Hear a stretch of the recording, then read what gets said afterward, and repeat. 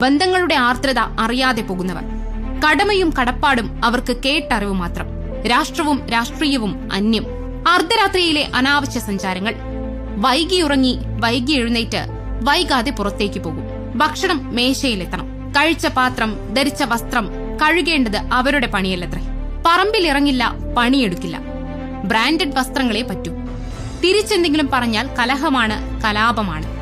സ്വന്തം വരുമാനമുണ്ടെങ്കിൽ അത് സ്വയം ചിലവാക്കാൻ മാത്രം. മുതിർന്നവരെ കാണുമ്പോൾ മുഖത്ത് പുച്ഛം ഫിറ്റ് ചെയ്തതുപോലെ. തന്തവൈബെന്ന് കളിയാക്കിയുള്ള പോസ്റ്റുകളാണ് പിന്നെ. എന്റെ ജീവിതം എന്റെ തീരുമാനം എന്ന് പറഞ്ഞ് ഉത്തരവാദിത്തമില്ലാതെ തോന്നിയതുപോലെ ജീവിതം. ആൺ പെൺ വ്യത്യാസം ഏതുമില്ല. അവിടെ ഉറ്റവർക്ക് കണ്ണുനീർ ബാക്കിയാകും. എന്താണ് കാരണം? ലാളന തന്നെ. ഇല്ലായ്മ അറിഞ്ഞിട്ടില്ല അവർ. ഭക്ഷണത്തിന് മുട്ടില്ല. ശിക്ഷയില്ലാതെ ശിക്ഷണമില്ലാതെ അവർ വളരുന്നു. ചോദിക്കുന്നത് എന്തും വാങ്ങി നൽകും.